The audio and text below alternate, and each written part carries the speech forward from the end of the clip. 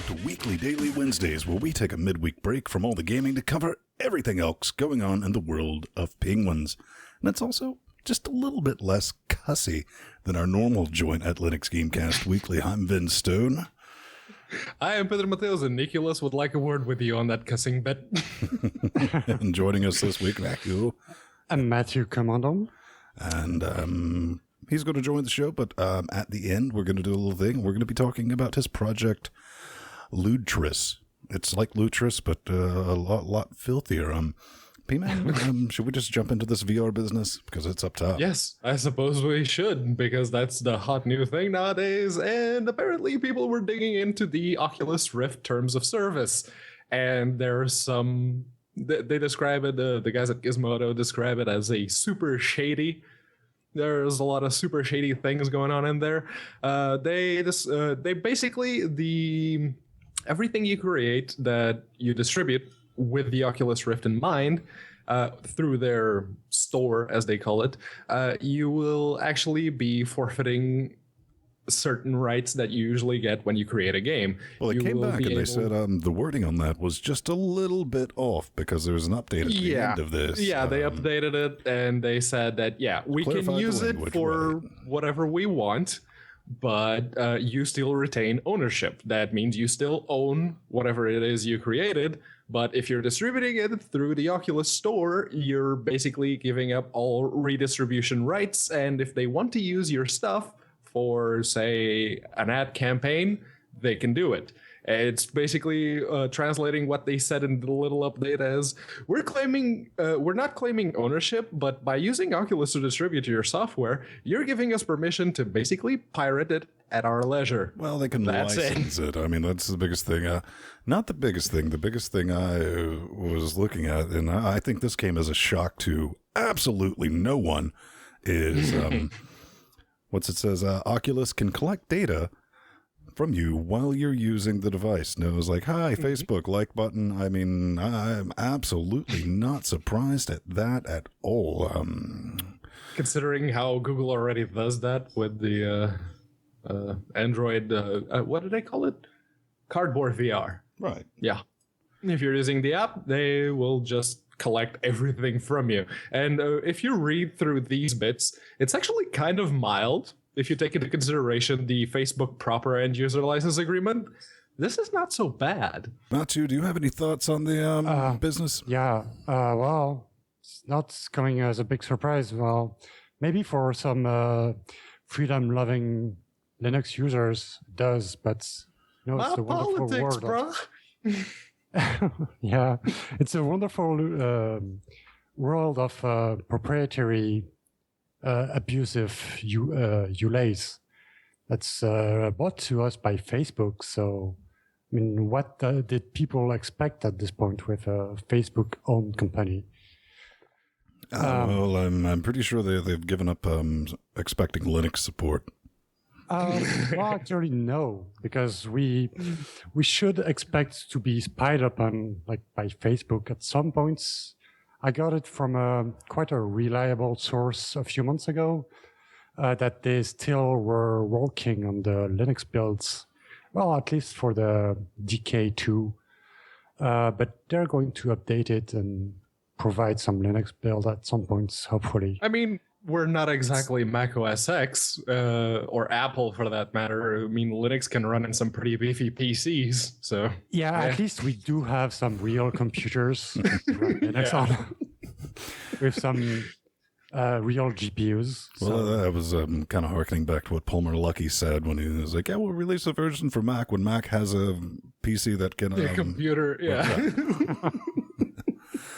But this is a little bit of a cut in news right here, man.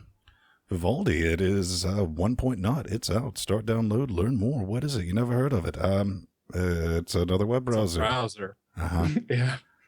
So, okay, is this cool? Are we excited about this? I don't know. The only really The only experience I had, it was still in alpha, so it was basically just Chromium at that point. But the most recent thing I saw about it was that post that the Atomic Ass actually made on Google Plus, commenting that he could only watch LGC Weekly in 360p. So yeah, that's the kind of experience you can expect. Well, let's take a look at it, because this is running live right now. If you're watching the video, up here in the upper left-hand corner, it looks like Google has detected an invalid SSL certificate. Yeah. The first thing I noticed was search Bing. That's on by default. We're running this on the Ubuntu 14.04 64-bit. Okay. Starts page. There we go. Show title. Visualized. Jellyfish because reasons. Okay, booking, eBay, news, TED, Facebook, the Twitters. How does it load? Linux Gamecast.com, he wonders. Okay, it works, I guess. Technically, I mean, does it run Netflix? Does it run the latest version? Yeah, we of can't Flash? air that, so right. That's probably not a good idea. Yeah, let's take a look at the latest movies that have been released. I'm curious to see how it works. You were saying it is based on some of the Chromium bits, so the plugin support should definitely be a thing.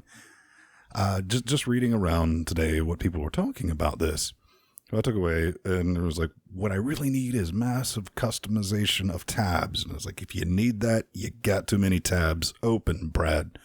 So...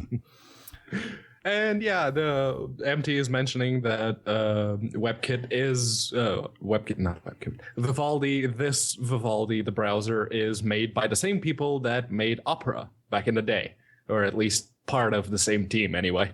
But yeah, this isn't a different engine. This is just basically Chromium with a bunch of quote unquote responsive design built into the browser itself. Why? No one knows. Are you going to delete your Chrome and Foxfires and install this immediately? Are you doing it right now? Is that why you're so quiet? I haven't tried it, actually. I'm happy with Firefox and Chrome, but the one I'm more interested about, like new browsers, is Brave. The one that was started by the guy who created JavaScript, which is like... AdBlock enabled Firefox. So this one looks... So it's, what was it called? Midori? That comes with an AdBlock built in? It's the lower level than just AdBlock. I mean, it really looks interesting. And it got some cool people working on it, so I should try this one instead of Vivaldi, I guess. I mean, sure, I'll try it, but... doesn't bring out much. Ultimately, though, you got to think competition is good, because you remember how much of a nightmare fuel Firefox was until Chrome came out. I mean, yeah, Firefox was in a sad state, and they were just like so slow, bloated, miserable. Then Chrome came out, and I was so just upset with Firefox in these days, and I was really upset because everyone went on the holy campaign of install Firefox and get rid of IE because we believed it, and Chrome came out and it just curb stomped it in performance. And wow. Anyway, choices are good, but this is bad. Not making this up. This is not a repeat from 2 weeks ago. Nay, this is SCO again returns from the dead. It plans another appeal. Phosphorus has learned that we shouldn't write obituaries until we actually see a death certificate. SCO intends to file an appeal over the dismissal of its case against IBM. Now, we kind of covered this. It was about 2 weeks ago when they first did this, and the judge just looked at him, shook his head and dropped his gavel. He's like, get out of here. And if you want, leave a comment in the YouTubes or on the Patreons about this, because the best... we don't really have Groclaw anymore. The best I can make out of this is way back when, when SCO was getting some of that sweet Microsoft money, thanks Microsoft. They took some of that, or just some of, when they were doing their licensing deal, and they set aside some cash for this, legal group to continue fighting until the bitter end, and they're apparently having to do that. That's why this is going on. I think Sco's technically dead, maybe. I don't know. Do you got any thoughts? Yeah, as far as anyone is concerned, SEO no longer exists. But yeah, their law firm is still very much there. And you guys at Phosphorus say that they don't exactly know what the bases for this appeal are. So basically all we can do at this point is speculate. And if you don't know, the guys at SCO were the ones that created Caldera Linux. But the only Caldera in Linux you should be worrying about in 2016 is the small town in OpenMW. Mm-hmm. No, but at this point, it's just a bunch of lawyers, I guess. And they lost any amount of dignity left. And they're willing to drag the SCO name further into the mud. Then it just to grab possibly a little money, but spoiler alert, they won't, because they'll probably lose anything in court, and nobody's going to give them anything. Yeah, I mean, legally they can file the appeals. I mean, everyone remember that Novell came in and they're like, psst, psst, wrong, we own Linux. And guess what? Yeah. Everyone can have it. So. Oh yeah, and I wonder what type of person goes by and say, "Oh yeah, I totally want to run Xenos on my production servers," because Xenos apparently is still a thing. Oh, it is. I've been in. I'm not going to name places, but I've seen that running. Oh, still. And you've seen people that would say, "Okay, I will totally run this on my servers." Like, why? Why would you do that? At this point, it doesn't make any sense. Well, but the guys at BMW, to be more specific, Terrence Eden, a couple of weeks ago, criticized BMW when they said that they would actually release all of their sauce under GPL, and they still hadn't. Now he has come back and said that, they actually did. They sent him a DVD in the mail. Yes, the actual physical mail. With all the saucy bits, all the tar.bz2s and some RPMs in there. There's some interesting stuff if you look at the file list that he actually posted on this post of his. Namely, it's using Linux 2.632, which is from 2012. They kept Java semi-up-to-date, and by that I mean they're using OpenJDK 7 from 2014, so that's not terrible, and there's even a few RPMs for SD Linux in there. And he has done his dues by uploading everything to GitHub and saying, have at. Yeah, I mean, looking at this, I mean, it's basically, you strip down BusyBox install with, whatever piece of kit they want to run on top of. But you had a few things to say about it, didn't you, Strata? Yeah, I mean, what is this? Send an email and we'll send you a DVD bullshit. Well, he dropped the bomb first one. No, but are they just trying to be annoying on purpose? Because if they sure did. I mean, that was the right thing to do. Like the other, mirroring the whole thing on GitHub, that was the right move. But now that it's available, I guess that the upstream orders of the programs should have a look into the patches. Maybe there's some interesting stuff into that. I mean, BMW aren't the type of guys that would send upstream patches. So yeah, sometimes you gotta hunt for what's available. Well, I mean, ladies and gentlemen, boys and girls, this is what's known as in the industry as technically complying with the GPL. All right. I mean, you think, sending it on one of those coaster things, which I vaguely remember from my youth, is a move reminiscent of bird culture. No, they could have just sent them, printed documents and Yeah. With the source code actually printed out. Now you sort it, bitch. But yeah, so what do we have up next? Well, speaking of because speed, my notes just flipped out. There we go. We got a car speed detector.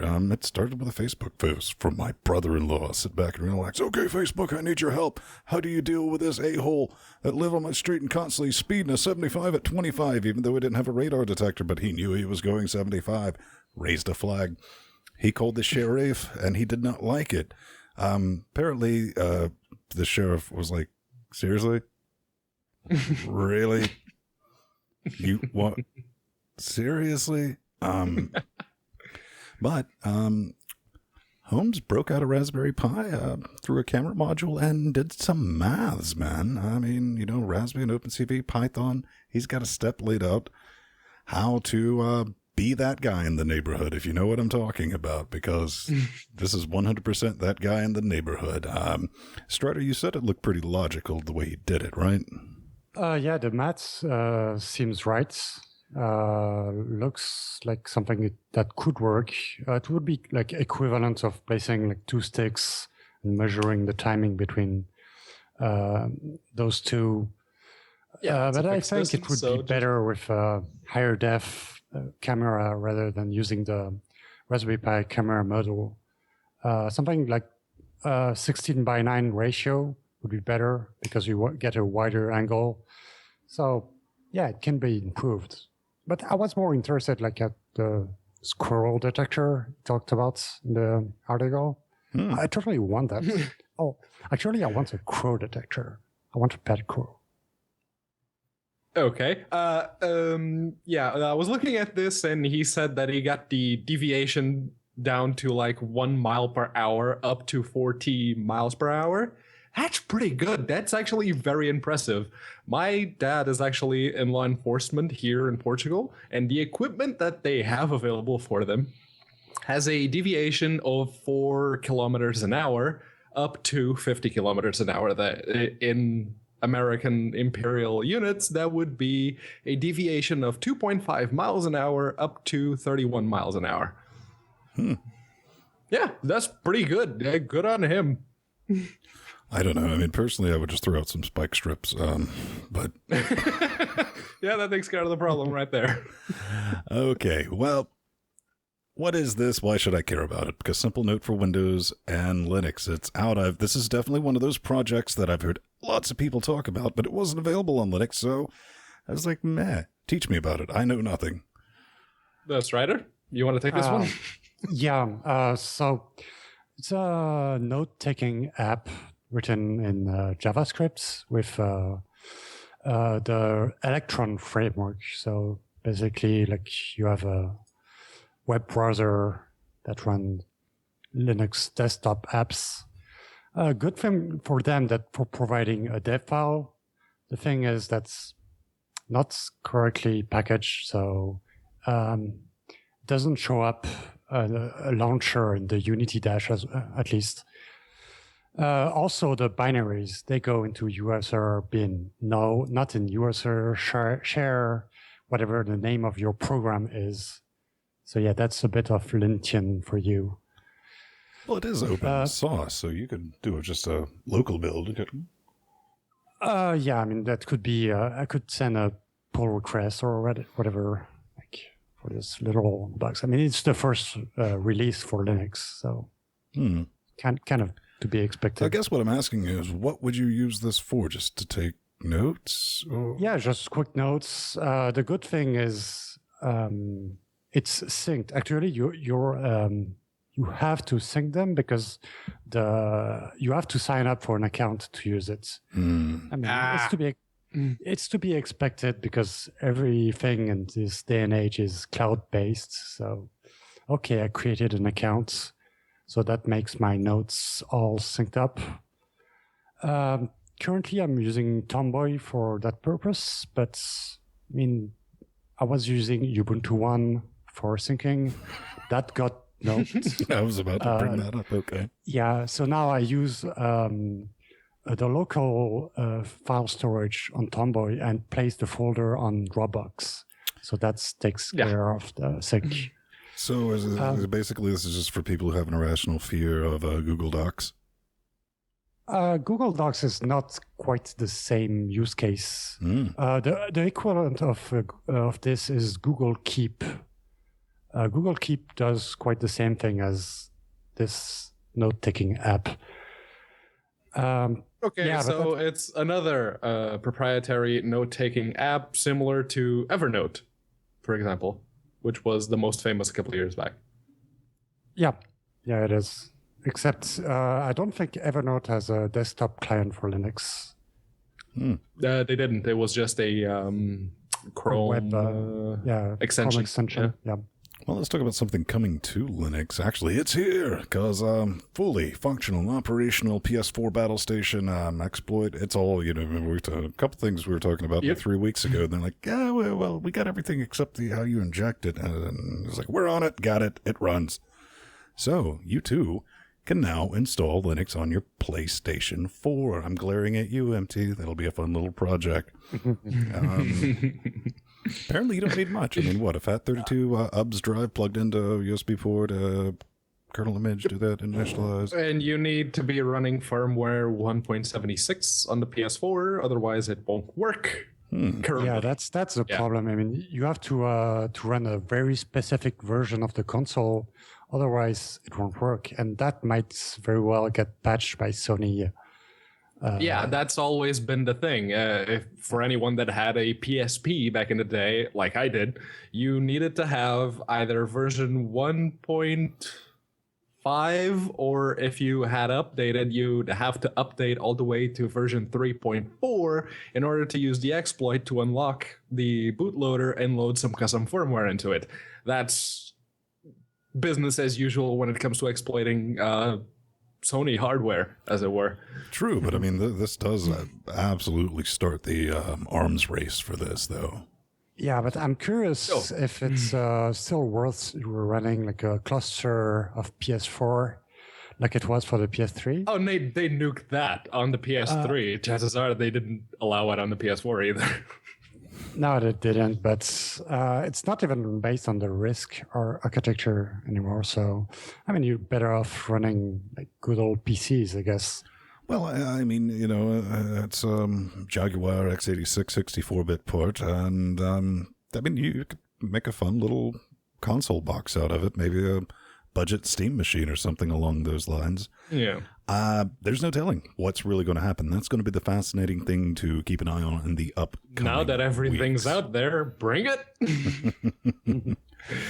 All right, so Mr. A Fox named Morris shared on Chatrealm, of all places, a little tool that he made to cover a specific hole that Linux streamers, those people that like to play games on Linux and then stream to Twitch using OBS. Never heard of him. And he made a little script that grabs whatever song you have playing in the background and it pipes that into OBS, so you can have you can display that on stream with a little overlay, as it were. And I don't know, I actually haven't tried it. Strider, have you had a chance to? Not yet, but I have to try. Yeah, I'll try it as well. Maybe even send some couple of patches if I can. Ah, yes, and it is on GitHub now. It wasn't originally, but Strider actually plugged in. the guy to share it on GitHub, because it was in a Google Drive zip file before. And, he was saying, okay, I'll release it when it's ready, when it's cleaner, when it's pretty and shiny and everything. But no, I mean, you can't really was like walking around his house, like slinging baguettes at things. With some pate. Yeah, totally. No, I mean, it is a neat piece of kit. And his use case for this was he likes to do drawings. So, art like that. And which I understand, because I was like, okay, but it's like kind of to break the monotony. I mean, if you're not talking a lot and interacting, just having a little background noise in there is fine. And I think he was genuinely tired of having people asking, "What song is this?" And he's like, "Crap, this one," and have to type all that out. So, neat piece of kit. I'm sure it can be repurposed. Oh yeah, but killing in the name of Riser 4, the killer file system for Linux operating system. Well, it's been updated to work with 4.5. not a whole lot more to say about that. I remember using Riser back before it was a killer file system. I always preferred it Riser over 3? Yeah, like ext2 and stuff like that. I never had much luck rebuilding, when things but Riser FS tools, those were great. They always worked. Then a few years later, I got up one morning and the passenger seat of my car was missing, and I was like, hey, it's probably time to, change over to something a little less stabby and murdery. But, yeah, that's available. I just ext4 now, all the things, because lazy. Yeah, actually, I'm using ext4 on this box as well, but I'm actually using BTRFS on the netbook, and Strider had something to say about BTRFS. Yeah, I mean, it's good to know that on Riser, recovery is a thing with this file system, because, I'm looking at you, BTRFS. I mean, you got to give me an excellent reason to even think about trying something else than ext4. And I have another try of BTRFS planned for 2020. Like every 5 years, I try it. It better run like for more than 2 weeks before noping my system completely. I honestly don't get what the heck you're doing with BTRFS for it to keep noping like that, because I've been running it for a while on the netbook.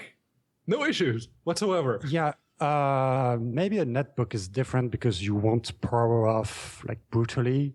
Like last time my BTRFS system noped, it was because I unplugged the computer while it was running.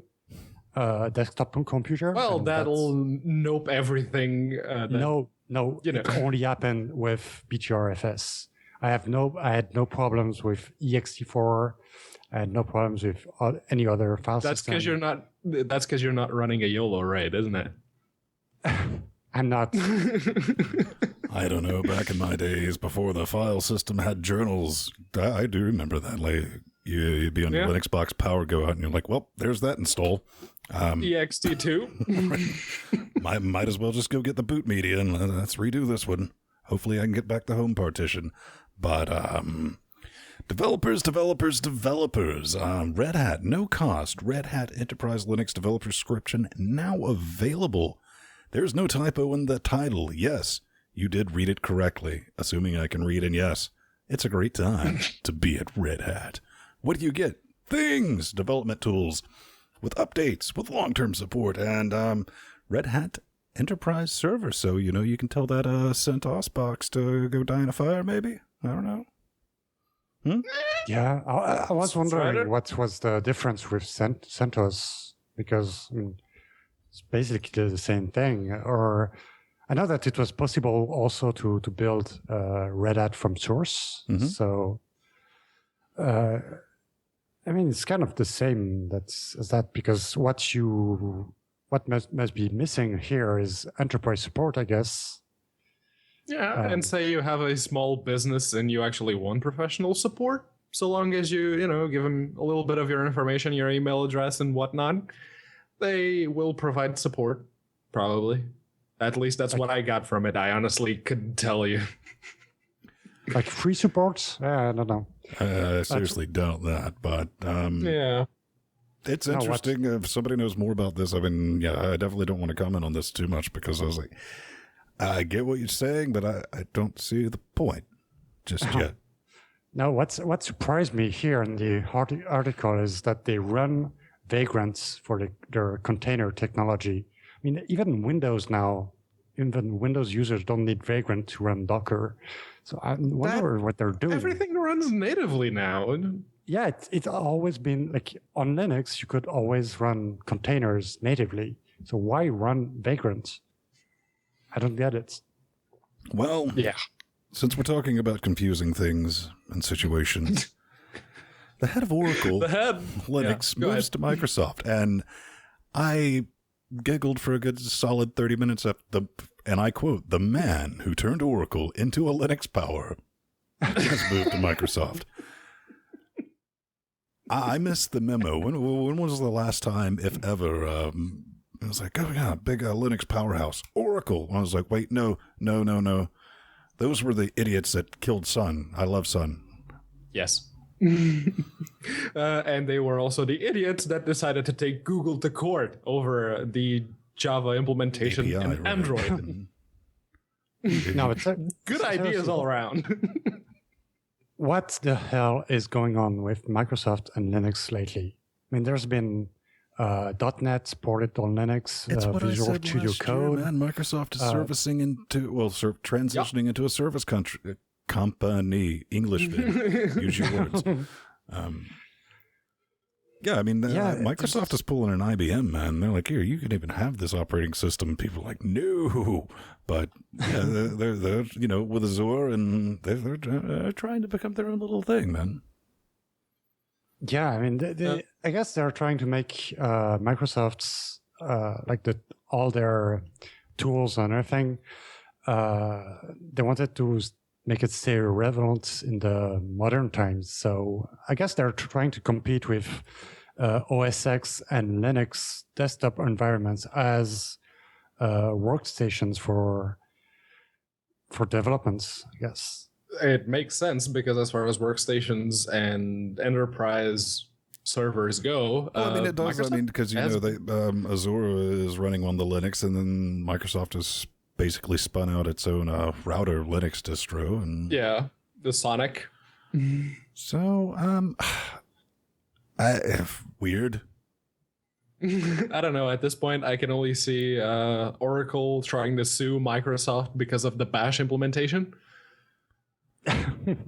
You see, you're thinking that's too stupid to ever happen, but I don't think they could even legally try it because they don't own any bits of Bash. So, all right. Well, that's going to wrap it up for this week's show. But stay tuned, because coming up right after the break, we're going to be talking to a guy you have not met, you don't know anything about, the developer of Lutris, and we're going to grill him.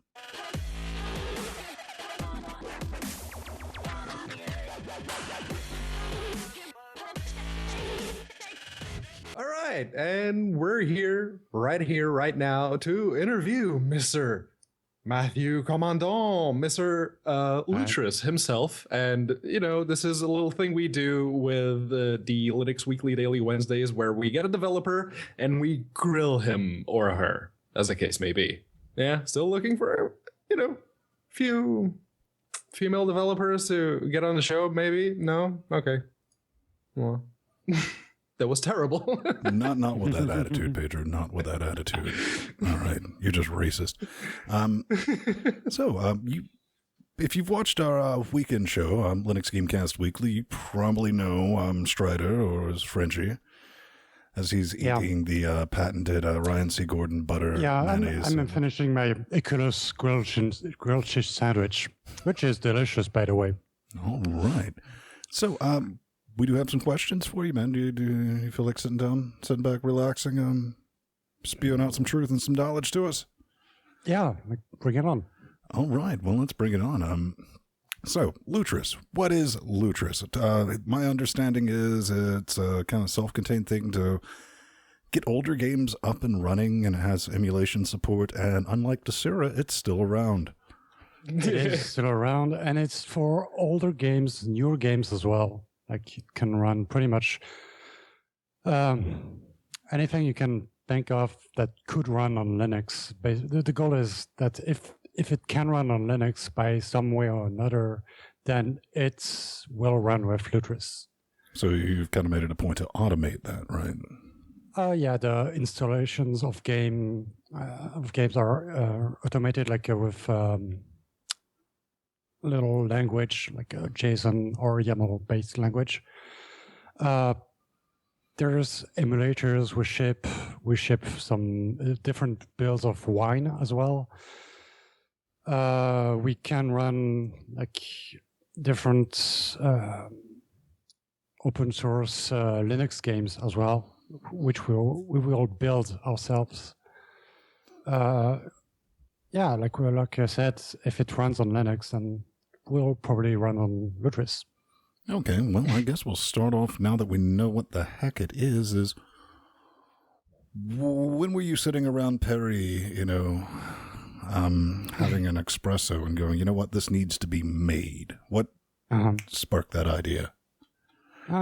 Okay, so it was about 2007 or 2008, where I was getting pretty annoyed to have to spend so much time configuring games and setting everything up. So what I did is I spent even more time writing a platform that could automate this and take the pain away and give me some games ready to play right away. So it basically started off as more of a personal project. Yeah, it always have been a personal project, like most of our projects are usually. I considered contributing to Play on Linux at first, but I mean the direction of the projects, the mixture of Python and Bash, the use of WX widgets, all of this kind of turned me off.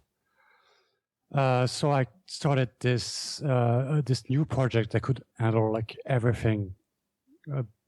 Whether it was wine games, Linux games, PlayStation, Super Nintendo, you name it. I estimate that currently it's able to run about 90 or 95% of all games, all video games ever released from the 70s. And I don't think another gaming platform is able to do that. That's actually kind of awesome. You mentioned earlier that you started considering contributing to Play on Linux, but you didn't like the Python and Bash integration that they did. How do you feel about them currently going to Java? Oh, well, Java is the future, of course. At least it was in 1996. .NET. Yeah. Yeah, but I do love the fact that they use Python. But just yesterday, I had to look up some things in their source codes. When I open the source code in my editor, I have all these warnings like PyFlakes or PyLint. I had almost 600 warnings on one file, so that tells you a lot about how pretty the source code is on Play on Linux. But yeah, personally on Lutris, I'm quite pleased to have chosen Python as the core language for the project. We use GTK+, which can be a bit problematic sometimes. I mean, it's a bit painful at times, but it's a really thin wrapper around the C library, so it makes everything really fast, snappy. Yeah. And the fact that we use Python for everything makes we get the job done easily and quickly. It's basically a higher level Perl, as it were. Yeah, Perl, but more readable. I mean, yeah, it's more maintainable than Perl. I knew some Perl hate was going to come out. No, it's a really easy language to understand, and I don't like spending too much time thinking about the technical details. I want to think about my project, what I want to.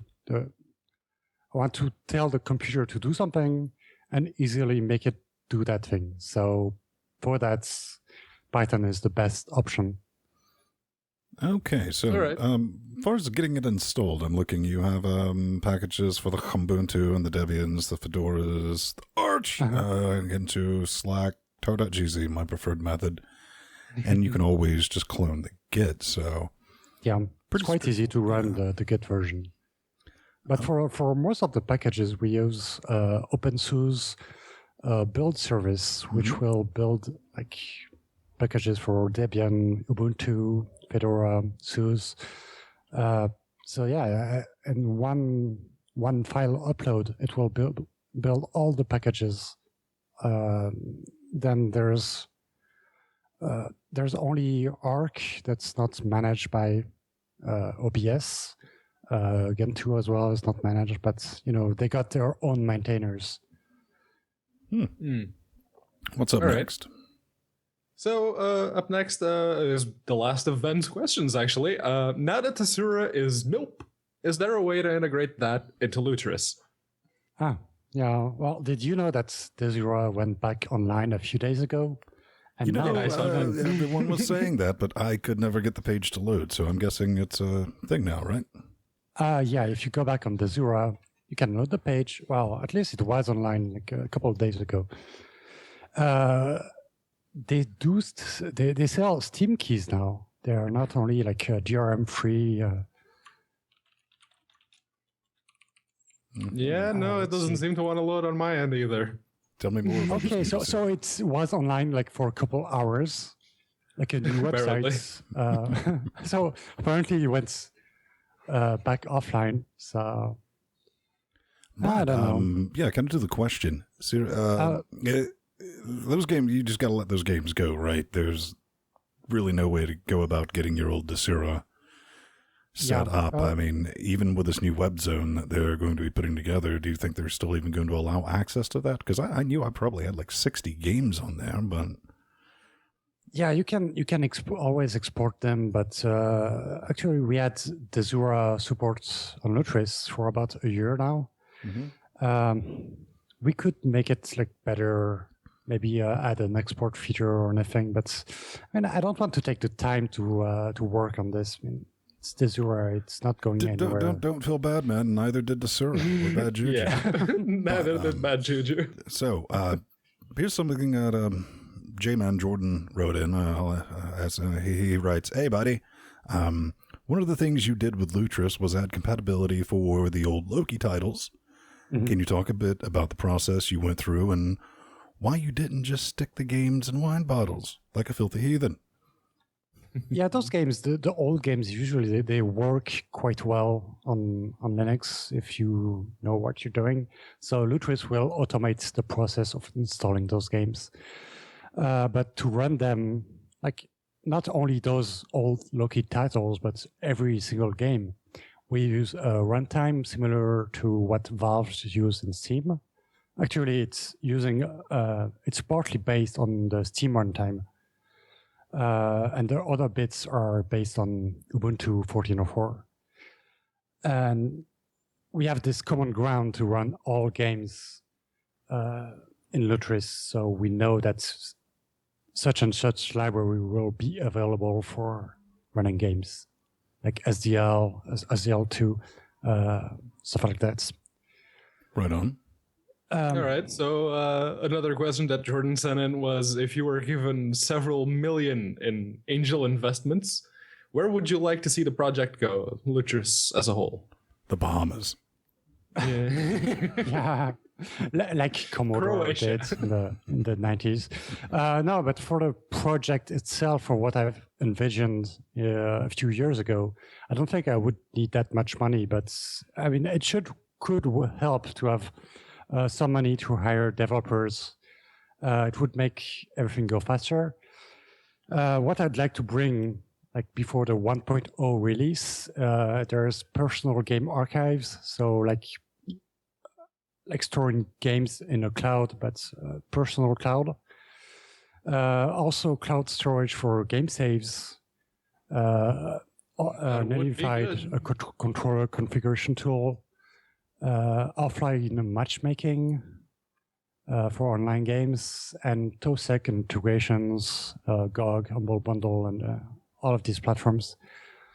But if I had like more money, like several millions, I would also like make Lutris a game porting company, like Feral, I guess, and also publish like some resources, tutorials, documentation, even books, why not, for game development on Linux. So, if you're sitting around with your angel investment money going, man, I really wish we had Hello Kitty Island Adventure on Linux. This is your opportunity. It is. It's currently available. You can install it. There's an automated one-click install. you got Hello Kitty Adventures. It's there. Holy. Yeah, it's actually there. Okay. All right. So, let's see. What do we have here? When are we going to see the first batch of Lutris machines, and will they have VR support? So I guess the first Lutris machine will be a modified Pi Girl 2, which is basically a Game Boy with a Raspberry Pi in it. I have the case, the 3D printed case, which was printed by a friend in the chat realm, Rancher. But I'd have to build a modified version of Lutris for ARM, which I don't have currently. But yeah, I can see that coming, like some open hardware stuff for ARM. Sadly, I don't think I have any VR support planning. I mean, what type of nightmare fuel would it be to add something equivalent to big picture mode? Actually, I had something, not like big picture mode, but full screen of interface with cover flow. Like you could see the covers of the different games in 3D. Going in 2009, which I removed because it wasn't maintained anymore. But yeah, I don't think it would be that hard. You know, we do have a Kodi. We do have a Kodi plugin. Like Kodi and Steam Big Picture. One thing that I always kind of wanted to see in Lutris was an interface that you could, controller. that you could control with your game controller, something like RetroArch does. Mm-hmm. Yeah, that's kind of planned for the future. Pedro, that I was like, right, okay. Yeah, I'm on it. I'd like to see it happen, but currently we do not have the manpower to do that. So it's on the roadmap. It will happen someday, but when, I don't know. Just not today. Not today, not tomorrow, just later. Okay, so next Jordan question. How difficult is it to add support for a game on average? Is it trivial enough that open source projects could do it themselves and then just submit the installer to Lutris? No, you see, I kind of actually know a little bit of this because Matthews is like, submit to the project, help us out, come up with your own scripts, and a lot of developers are like, how dare you write an installer for my game? Yeah, right. I mean, open source games really aren't they like allergic to providing Linux builds for their games? Like they have like the Windows, Mac OS. Okay, they have some builds. Linux, oh, you have to compile everything yourself. No, but we have a growing list of build scripts for open source games, and more are coming every day. It's available on GitHub, so we do provide builds for open source games engines. But that said, if we have like a TarGZ to available for a game, it's really simple to add support for it. You have to download the TarGZ, extract it in the game folder, point to the executable. It takes like 2 minutes to support a game on Lutris. The most difficult games are mostly wine games, the one that require a bit of hackery to run properly. Okay, so if a developer wanted to submit their game, like there's a new Linux game coming out and they want to submit to Lutris to make it, a one-click install, assuming they're not on Steam, they just wanted, how easy would it be for them to do this? If they provide an archive with the binaries and everything, like that's just it. 2 minutes. Like write a simple scripts. It would be like five lines of scripts with download, extract, and point to the executable. Now, how difficult would it be to set up something for Lutris that could log into my GOG library and say, oh, I have all these games available and let's see what's compatible? That's planned for the 0.4 release. Okay. And we plan to have GOG supports, like it will connect to your library. We plan to have the same thing for Humble Bundle as well. and for maybe HIO as well. Well, Okay. I think we have the ultimate question that we end every interview with, and Grill him then. Grill him. You got to get grilled, man. But you had an interesting take, because last week we had Oculus on, and Oculus was like, "Oh, I got to the grilled cheese sandwich." Is like, "Yeah, I'm doing this interview." I was like, "Okay, that's going to be a thing."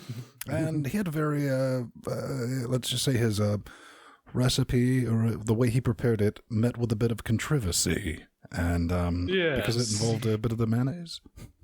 Yeah, it was, instead of just covering it up in butter, you mix some butter with mayonnaise, and then you get that on the grilled cheese sandwich, or in the grilled cheese sandwich, as the case may be. But yeah, our friend Terry, the developer of Retro Booster, said, "You heathens! That's not how you do grilled cheese sandwich. It's butter and nothing else." Well, I tried it. I haven't finished mine yet, but yeah, it's quite good. I mean, I do like the mayo plus butter mix. Okay, well, how about personally, man? I mean, let's just say you're like, all right, I want a grilled cheese sandwich. I mean, how I would match you open up the ice box and be like, all right, I'm about to make a grilled cheese sandwich. It doesn't have to be fancy. We just want to know, preferred method. Preferred methods. So there are different methods. The one I use like today. Okay, all right, here we go. Hangover grilled cheese sandwich. What I would suggest is to cover the pan while it's cooking, so it gets melted better. I mean, I do the same thing for cheeseburgers to get the cheese melted on the burgers. Mm-hmm. If you put the cover on, it will melt quicker inside, so you don't risk burning the toast. Well, I mean, what do you put on it? I mean, are you just like 2 pieces of bread, a piece of cheese? Come on, man, you're French. You got to have some like jacked up cheese or something like that. No, the basic stuff is just cheese, and then you can put whatever else you want. So, I mean, you can put tomatoes, you can put ham, like turkey. Seriously, what do you? I don't know. Tomatoes and ham and you just made an edible omelet. You made a hot pot. Yeah. Yeah, but you're making grilled cheese sandwich, not croque monsieur. That's a different thing. French toast. Yeah. Just call it French toast. All right, man. I want everyone to go check out, if you haven't, Lutris.net. It's an interesting piece of kit.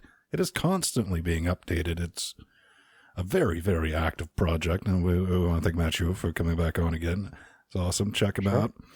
And I think that's going to do it for us, P-Man. We'll be back next week. Yes, it is. All right. Yes. At around the same time, if you want to catch us live, we'll be going... It's probably safe to say around 3 p.m. Eastern. Yeah, 3:15 Eastern, and we'll definitely take care of that. But I'm Vince Stone. I am Pedro Mateos. And I'm Matthew Commando. see you.